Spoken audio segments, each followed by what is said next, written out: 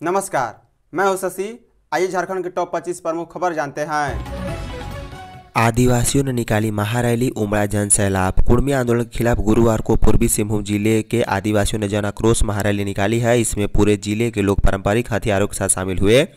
DC office पर आदिवासियों ने कुर्मियों को एसटी में शामिल करने की मांग पर विरोध जताया और इसे आदिवासियों के हक अधिकार पर हमला करार दिया है। करीब 3 घंटे आदिवासी प्रदर्शनकारी उपायुक्त कार्यालय के समक्ष सड़क पर बैठ प्रदर्शन करते रहे। अंत में उपायुक्त ने खुद कार्यालय से बाहर आकर प्रदर्शनकारियों से ज्ञापन लिया और प्रदर्शन समाप्त कराया। महारैली दोपहर करीब 2 बजे उपायुक्त कार्यालय पहुंची, जहां पहुंचते ही आदिवासी समाज के लोग कार्यालय गेट के सामने सड़क पर बैठ गए। इस दौरान जय सरना जय आदिवासी के नारे लगाए गए। इसमें जमशेदपुर शहर के साथ ही बंगाल सीमा, उड़ीसा सीमा के आदिवासी संगठन के लोग भी शामिल हुए। इससे पहले शहर के अलग अलग इलाकों में महारैली निकाली गई। इसमें करंडी, जुगसलाई, बिष्टुपुर और साक्षी से होते हुए आम बागान पैदल रैली करते हुए लोग पहुंचे थे।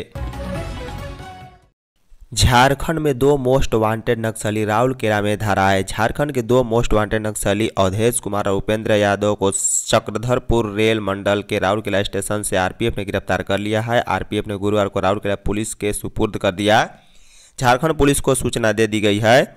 बताया जाता है कि गिरफ्तार नक्सली अवधेश पलामू के लेस्लीगंज के देवरा गांव निवासी ब्रिकस यादव का पुत्र है। वहीं उपेंद्र लातेहार के मनिका गांव के राधेश्याम यादव का बेटा है। दोनों उड़ीसा के रास्ते छत्तीसगढ़ भागने वाले थे। दोनों ट्रेन से राउरकेला रेलवे स्टेशन पहुंचे थे। स्टेशन पर रूटीन जांच के दौरान दोनों पर संदेह होने पर आरपीएफ ने टिकट दिखाने को कहा तो दिखा नहीं पाए। इसके बाद दोनों को आरपीएफ पोस्ट ले गई, जहां तलाशी लेने पर मोबाइल फ़ोन मिला। मोबाइल फ़ोन की जांच में उसमें नक्सली बैनर समेत अन्य जानकारी मिली है। आरपीएफ की सूचना पर राउरकेला एसपी नितेश वाधवानी ने डीएसपी और प्लांट साइड थाना प्रभारी को आरपीएफ पोस्ट भेजा है। रांची में जेसवा दिवाली मेला का आगाज। रांची के मोराबादी मैदान में झारखंड आईएएस ऑफिसर्स वाइल्स एसोसिएशन जेसवा दिवाली मेला 2025 का मुख्यमंत्री हेमंत सोरेन ने गुरुवार को उद्घाटन किया। उन्होंने कहा है कि जेसवा शिक्षा एवं स्वास्थ्य के क्षेत्र में बेहतर कार्य कर रही है। समाज सेवा ही जेसवा की पहचान है। 5 दिवसीय इस मेले में मुख्यमंत्री अपनी पत्नी कल्पना सोरेन के साथ पहुंचे थे। मुख्यमंत्री हेमंत सोरेन ने समारोह को संबोधित करते हुए कहा है कि झारखंड आईएएस ऑफिसर्स वाइल्स एसोसिएशन जेसवा शुरुआती दौर से ही जनहित के कार्यों के लिए समर्पित है। उन्होंने कहा है कि यह संस्था एक लंबी यात्रा तय करते हुए रजत जयंती मना रही है। हर वर्ष की भांति इस वर्ष भी इस संस्था के द्वारा रांची के इस ऐतिहासिक मोराबादी मैदान में बड़े उत्साह और उमंग के साथ 5 दिवसीय दिवाली मेला 2025 का भव्य आयोजन किया गया है। झारखंड से जल्द लौटेगा मानसून। झारखंड से मानसून की वापसी 2 से 3 दिन में लगभग तय है। मौसम विभाग ने वर्तमान परिस्थिति के आकलन के आधार पर यह संकेत दिए हैं।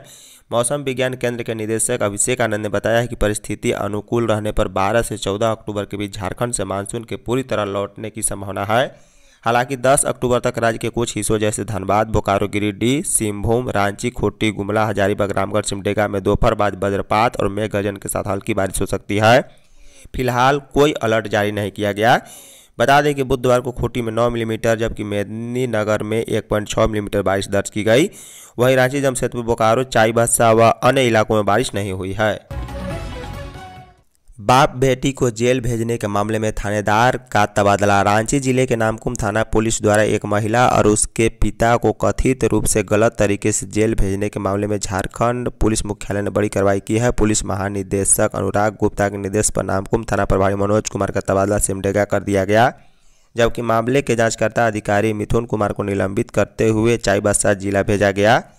गोंदा थाना क्षेत्र की रहने वाली महिला खुशी तिवारी, जो वर्तमान में आर्थिक तंगी से जूझ रही है, ने कुछ समय पहले ब्याज पर पैसे लिए थे। खुशी का आरोप है कि पैसे देने के बाद प्रियंका नायक और उसके भाई काशीनाथ नायक ने उन्हें धमकाना शुरू कर दिया और काशीनाथ ने जबरन शादी का दबाव बनाते हुए फर्जी शादीनामा बनवाया। इतना ही नहीं, खुशी ने आरोप लगाया है कि काशीनाथ ने उनकी अश्लील तस्वीर बनाकर ब्लैकमेल भी किया है। पेशा कानून लागू होने तक बालू का नहीं होगा उठाव। झारखंड हाई कोर्ट के चीफ जस्टिस तरलोक सिंह चौहान और जस्टिस राजेश शंकर की खंडपीठ में पेशा कानून लागू नहीं करने के खिलाफ दाखिल अवमानना याचिका पर गुरुवार को सुनवाई हुई। सुनवाई के दौरान सरकार की ओर से समय दिए जाने की मांग की गई। अदालत ने सरकार के आग्रह को स्वीकार करते हुए मामले में अगली सुनवाई 30 अक्टूबर को निर्धारित की है। अदालत ने अगली सुनवाई तक बालू घाटों और लघु खनिजों के आवंटन पर लगी रोक को बरकरार रखा। सुनवाई के दौरान राज्य सरकार की ओर से अदालत को बताया गया कि पेशा नियमावली तैयार करने के लिए 17 विभागों से मंतव्य मांगा गया था। इनमें से 5 विभागों का जवाब अभी लंबित है। सभी विभागों से मंतव्य प्राप्त होने के बाद नियमावली को राज्य कैबिनेट की स्वीकृति के लिए भेजा जाएगा और स्वीकृति मिलते ही नियमावली अधिसूचित कर दी जाएगी। बता दें, वर्ष 1996 में केंद्र सरकार ने अनुसूचित क्षेत्र में आदिवासियों के अधिकारों और स्वशासन को सशक्त करने के उद्देश्य से पेशा लागू किया था। झारखंड में कुर्मी बनाम आदिवासी दिखाएंगे ताकत। झारखंड की राजनीतिक और सामाजिक हलचल में कुर्मी बनाम आदिवासी का विवाद फिर नए सिरे से उभर रहा है। राज्य में ओबीसी में शुमार कुर्मी समुदाय लंबे समय से अनुसूचित जनजाति एसटी श्रेणी में शामिल करने की मांग कर रहा है।